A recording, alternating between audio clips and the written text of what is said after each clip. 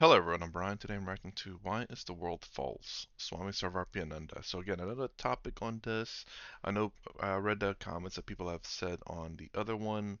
It's still a little iffy on terms of grasping and understanding it. I understand it to a degree, but I want to understand it a lot better because this is something that's, I guess, in terms of trying to understand things, that it's a bit more, I want to say meaningful, but more tangible, I suppose. I mean, it is something that we interact in every day, are in a sense, in our entire life. So to have a better understanding of that would be, for me, more meaningful. Whereas, understanding rebirth and all that, it's not necessarily meaningful to me just because it's something that I can't do anything about anyway. And I mean, I guess technically you can, but again, if we're in the pursuit of how do I say, a better life and causing little harm, then you're in the right path anyway. Um, and something, I guess, well, I don't necessarily believe in, but at the same time, whether it's true or not much you can do about it still. So, whether I believe in it or not, it's irrelevant because if it's true, then it's true. If it's not, it's not. I'm not going to worry about it. This one is a bit more of a, how do I say, like, trying to understand the world itself in general, which is something that I've been doing before these videos, understanding people, understanding the world, like I said, I seek understanding so that life is a lot easier. So let's go and get started. Why do we call this world false? What good does it do? And how is it false? These are the questions. And this is in the very world in which you are discussing Advaita Vedanta, is the very world in saints and incarnations have come. And this is all that we know, right? So the straight answer to your question is you don't have to take it as mithya. Remember, mithya, falsity. Falsity is a part of the doctrine of Advaita Vedanta. But that's just one approach among many approaches. You need not take it as false. You can take it as real as everybody else takes it. You don't have to worry about it. Uh, so that's one approach. If you do that, however, what will happen is if this world is real, in what sense real means? Out there, I see a chair. What's it? It's a chair. I see a man, a woman. What's it? Man, woman. A world. Everything is real out there as I see it. What's wrong with that? Nothing. In that case, what you are going to talk about, what you are going to seek, God, the impersonal reality, Brahman, it must be something other than this world. You say, no, it can be this world itself. If it is this world itself, then why call it religion? You become a materialist. You're chasing the world. Notice, if you take this world as it is, then your God becomes a separate God. Because then, are you trying to attain a chair or a table or a man or a woman or money, pleasure? What are you trying to attain? What if you don't believe in God then at that point? So, and the attainment of like pleasure or money or whatever, it doesn't have to be a bad thing. I mean, it can be, of course, and it's always, generally speaking, it's been seen as a bad thing because we're seeking materialistic things. But that, again, if I do it from my perspective, I try to understand why, and I can understand why because materialistic things is the only thing that's real. Excuse me. But it's the thing about it is that it, you have to understand about these materialistic things that are temporary happiness. So there is a bit of a, in terms of my perspective, is that materialistic things are real, but it aligns with Advaita Vedanta in terms of that it's temporary. I mean, everything's temporary. Plus, the happiness that it provides you is also temporary. Now, Advaita Vedanta may say that the materialistic world is false. Um, Again, I could see it both ways, but again, whether it's false or real is at the same time for me irrelevant. I mean, we still have to live in this world, so if it's false, you can't say, uh, you drive a car and say the car is not real. You can't really do that. It still works within, you could say, Maya itself. So whether you believe it to be false or real, it's still real in the sense that you still have to live in this world. So, but yeah. That's all that the world can give you. Mm. this is the world, then God becomes a separate reality. And no problem there. That is dualistic approach. If God becomes a separate reality apart from you, apart from the world, then you have to set up a relationship with God. God is the father. Or for Sri Ramakrishna, God is the mother. For Arjuna, God is the friend. For Yashoda or Mother Mary, God is the child. For Radha, God is the beloved. Relationship, bhakti. So that is the dualistic approach. No problem there. Or you could have that it is real and it's all God also. That Oh, also is there we go. possible. Oh, there we go. There is one infinite divinity, and this is also all divine, and this divine, this is included in that infinite divinity, and we have to realize that this is divine. Somehow or the other, this is all pervaded by divinity. God alone is all of this. You can also do that. That is called Vishishtadvaita. These are all vast, sophisticated philosophical systems. Qualified monism. Or you can say, God alone exists. The whole thing is an appearance in God. Appearance is another name for appearance is mithya or falsity. Notice in which of the three systems is God given maximum importance? In the third one. In the first one, world is there, I am there, and there is something else called God. No matter how important, how beautiful, whatever, but still quite different from the world and from me. And God is reduced by that much. Second one, God is there, but we have God has distinct parts like people and things and all. Third one, God alone is, nothing else is, all appears in God. Swami Vivekananda says when Oh, Mary Hale wrote to him, I have understood what you have taught. God is everything, or everything is God. Swami Vivekananda said, I've never taught such strange doctrine. And she was taken aback. She said, you say these things. And Swami Vivekananda, he says, what I meant was, see, I might have said it. I mean, many times he says God is everything. But I might have said it, but what he says, what I meant was, God alone is, everything is not. That is Advaita Vedanta. Now, what good does it do? okay, real quick. So, to me, I don't know how that's any different, though. I mean, you may say individual objects are God, but in a lot of sense, it's the same thing as saying that God is reality in my mind. Um, the only difference, as far as I understand, in terms of Advaita Vedanta and Vashishta, if I said it correctly, is that,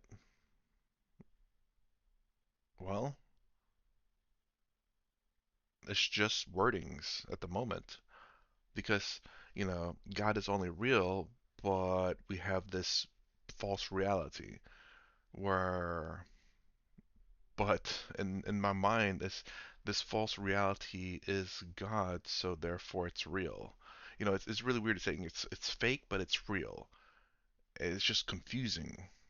Whereas you look at the Vishishta, if I remember again, if I'm even saying that correctly, but is that they're one and the same. It's just to say that it's real, and that's it. There's no falsity in it. So it's very simple and easy to understand, and still true in my mind because outside of just the wording, it to me it seems the same. But I definitely need to study up on the other one a bit more. And when I have an understanding of that, maybe I can see the separation between the two. I know I meant to look that up a while back. I definitely need to look up some videos on that to see if any of the people that I watch talk about it. Or perhaps I need to find someone new who teaches that particular philosophy.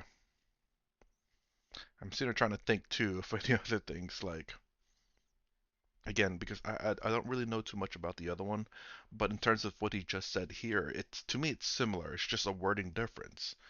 And that wording difference means nothing because even if you look at the world as falsity, it is still God, which is reality. Now you could say it's an illusion, but it's still if going in the same mentality as as he's teaching about Advaita Vedanta is that it is not real but real. It is not not a pen but God. So this is God, but not in the limited sense, of course. Um, I don't know how else to explain it. It's very wording is very difficult to kind of make that separation, but in a sense that there is only, but yet why is this all here? Why is this falsity here? What's the point of it if there is only, you know? What is the point of it? If you look at it in terms of the Vajeshta, again, if I'm sorry if I'm saying that wrong, but and if I am saying the right word, it's the fact that we say this is real and this is God, part of God, because existence is God. I don't know if that's what Vajeshta says though, but I'm making that assumption for now that existence is God, which both says that, although one says that only God is real, whereas the other one says because everything is God, God is only real too. But just how you perceive the world is slightly different. But one you say is false, but yet we exist in it in a sense, whereas the other one we do exist in it. Um, I hope you understand what I'm trying to say. Twofold good. One is apparent, and one is at the surface. One is the deep application in spiritual life. What does it do for us? There's a philosophical side to falsity, where by argument you try to show the falsity of the world. It's a difficult job because it seems very real to us. One thing. Why does it seem very real to us? Because when we say what is the world is which is false, when you tell people like that, what they normally take is here, this world, and they're telling us this is false. It's like snake appearing as rope appearing as snake. You say the snake is false. But what it does not mean that there's nothing there. There is something there. There's a rope there. Similarly, when the Advaitin says this world is false, it doesn't mean the normal way people take it, the usual way. Immediately people think that they are dismissing everything. But then I'm left with nothing. I don't know anything else. But no. When you dismiss this, you are throwing away the baby with the bathwater. The reality is here. Where you see the snake, there you see the rope. Where you are seeing world and people and body and mind, there the enlightened one is seeing Brahman, God, divinity, existence, consciousness, bliss. I'm using the word God in a very general sense, in a very philosophical sense. And that's the thing with the other one is as well, is because everything is God, existence is God. There is at this point there is to me there is no difference in the both of them. It's just that there's the well let's keep hearing them out. So this is the deep meaning of the falsity of the world. What is the meaning of the falsity of the world? If the world is false, there must be a truth. What is that truth? You can't just have falsity. If somebody tells a lie, hey, that's false, that means there's a truth. There's a truth. So what's the truth? If the world is false, what's the truth? Brahman is the truth. Where will you find the truth? Where you are seeing falsity. But again, and sorry to pause so soon because I'm trying to get little bits here. But at the same time, with the other one, I'm saying all this not knowing too much about the other one. I'm going just based on the fact that, as far as what I heard him say, that in in that particular philosophy, that essentially everything is God, God is. Because if everything is God, that means there is only God. It's just that they may be in little bits of pieces, but it's still God. Everything that exists is God. It's not the sheer fact that God's limited, because God is everything. So I don't know how to explain that. That almost would seem like he is limited to a finite thing, but at the same time, this finite thing is nearly unlimited. Excuse me. Because again, if it exists, therefore it is God. Where in terms of Advaita Vedanta, there is only God, which is still roughly the same meaning. Where will you find the rope? Where you are seeing snake. Shankaracharya gives a succinct definition, very powerful statement. Atasmin tad buddhi. What is not there, you see there. Snake is not there, you see a snake. That snake is false, but the reality is right there. That's a rope. You're seeing world and people and good and bad. The reality is right there. It's God. It exists, existence, consciousness, place. One unlimited existence. So this is the deep meaning of falsity of the world. What the advantage is, it is giving you direct access to reality. By saying what you are seeing is not as it should be, then what as it should be, the reality is right there, right now. And in fact, it's you. When I say I see myself as this little person, that's false. You are Brahman. So what you are seeing as I, what I am seeing as I, me, myself, Sarva Priyananda, Advaita says, please investigate this itself, your favorite subject, yourself. Investigate this. What can be more interesting to you than yourself? Please investigate this. You will find God. Sri Ramakrishna's words in Bengali, Manush nije ke chinte parle, Ishwar ke chinte pare. When the human being realizes who he or she is, he finds God. So this is, oh, this is great, this is Advaita Vedanta, yes, but this is predicated upon the falsity of the world. If the world is not false, then this God you have to look elsewhere for God. What is the secondary benefit of it? The secondary benefit is we are very attached to the world, and that's what's stopping us. You see, it's not philosophy which is stopping us. The philosophy of Advaita Vedanta is not difficult to understand. Swami Vivekananda says, many people come to an understanding, few realize on this path. So there's a difference between just understanding it and realizing it. And how do I know whether I've understood or realized it? You just check the benefits. It's supposed to take you beyond sorrow. It's supposed to give you fulfillment. Are you honestly, truly beyond sorrow? Are you honestly, truly fulfilled? If you say no, if we say not really, and then it might be understanding, but it's certainly not realization. So this attachment to the world, this desire is at the root of all spiritual problems. And this falsity, doctrine of falsity, it cuts at the very root of that desire. Everybody knows that the world is temporary. Even this Q&A session is temporary. So don't worry.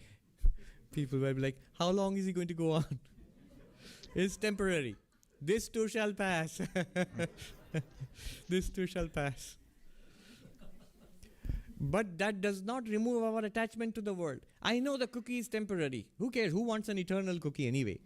I want a temporary cookie and I want to enjoy it. I know the movie is temporary. Great. I don't want an endless movie. I want to enjoy this temporary movie, this temporary cookie. I know life is temporary. Things in life are impermanent. That does not does not shake our desire for the world.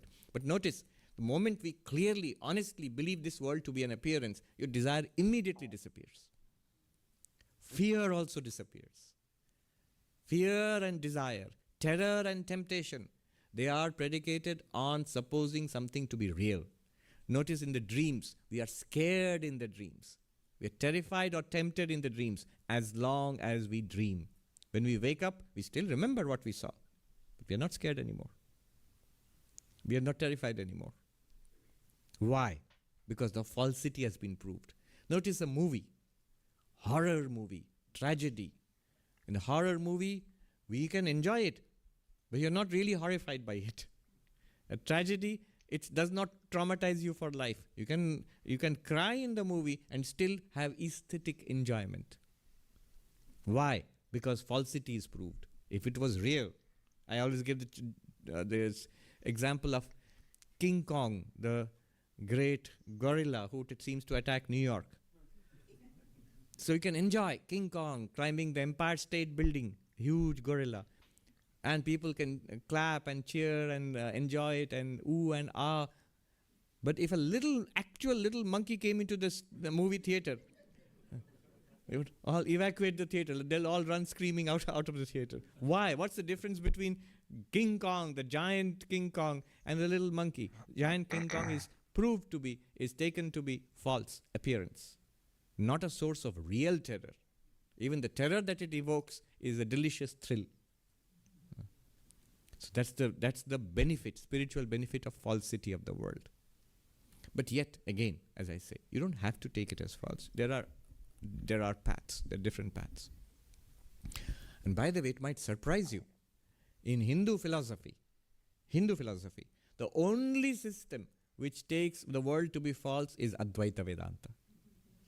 Nyaya takes the world to be real. Vaisheshika takes the world to be real. Um, Sankhya takes the world to be real. Yoga, Patanjali's yoga takes the world to be real. Purva Mimamsa takes the world to be real. It's only in Vedanta, that too, Advaita Vedanta, which takes the world to be unreal or an appearance. The other Vedanta systems, the dualistic system, qualified monistic, even Shuddhadvaita, Dvaitadvaita, all these systems, they all take the world to be real. Hmm. The world to be an appearance and consciousness alone to be real, that's Advaita Vedanta. But it has a lot in common with multiple systems in Buddhism. That's why Advaitins were always charged by other Hindus. Are you guys really Hindus or you're Buddhists? So Shankara was attacked. Prachanna Buddha. And you are crypto Buddhists, hidden Buddhists. There is an attack by the dualists. So sometimes there's a pejorative term, Mayavadi. You are teachers of Maya, the illusion of the world. That's what you talk about. So we can become defensive. We say, no, Brahmavadinah vayam. We are teachers of Brahman, the absolute reality. Then the dualists come back with this response. Vayamapi Brahmavadina, ko vishesha. We are also teachers of the way of Brahman. What is the uniqueness of your teaching? The uniqueness of your teaching, that means the non-dualist teaching, is the falsity of the world, is it not? And we have to say, yes, that's so. So the uniqueness of your teaching is Maya, yes. And that Maya is mithya, false. So you are Mayavadis. Well, in that sense, maybe. So you are Mithyavadis. You're teachers of falsity. You are false teachers. All right, thank you. Okay, so I definitely have to look up some of the other of the other philosophy. It's interesting. So Advaita is the only one that teaches that the world is essentially false. I don't know if I've heard. I'm sure I have, especially with Swami Sarvapriyananda. I don't know if Swami Tadamananda has said anything like that. Hmm.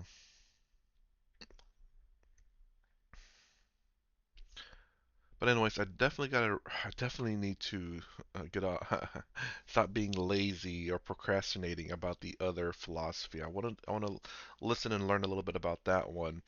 It almost seems like it's more along the lines of my thinking, maybe, but at the same time, that minute difference to me is irrelevant. But I know a lot of people who follow very strictly in certain philosophies will say that's a big difference. To me, it's again, it's going about life, not struggling or not suffering for things, you know. Sure, it's a little bit of difference, but if my path is somewhere in the middle between both of them, or it is both of them, then I'm not gonna fight it. I'm not gonna say, no, I must stick with one. I think that's a bit ridiculous. But obviously follow whatever you believe to be true that makes you happy and that makes you live a a good person life, a good life and being a good person. But I think I need to look up this video, so I need to start on it because I want to have a better understanding of that, just to see if what is the stronger difference than just saying that the world is false versus the other one saying the world is real, and the sheer fact that the difference is that it's because of the phrasing of. I know it's a very simplistic form that he said it in. It's just because he's not going to try to explain everything. I'm sure it's quite a lot, but to say that God is, and then everything is God. To me, I've said that. I've said this part that everything is God for a while because the difference is non-existence to me. If God is his existence, God is existence in here. It's just that the wording is how you worded it still has no difference in my mind. God only is, God is everything, which is the same thing. But I know some people have made a comment that distincts that. To me, there's no distinction because what is the difference? God only is, and God is everything. There is no separation. Because if he said God only is, therefore if it exists, it is God, and everything is God, then therefore if it exists, it's still God. While people have a distinction to it, in my mind, there is no distinction because there's no separation. And yes. I don't know what else to say to that. Anyways, I guess I'll just cut it off right there instead of blabbering on. So that's my reaction to why is the world false. If you like more content, please consider subscribing, thumbs up, the stand down below. Thanks for watching. I will see you in the next vid.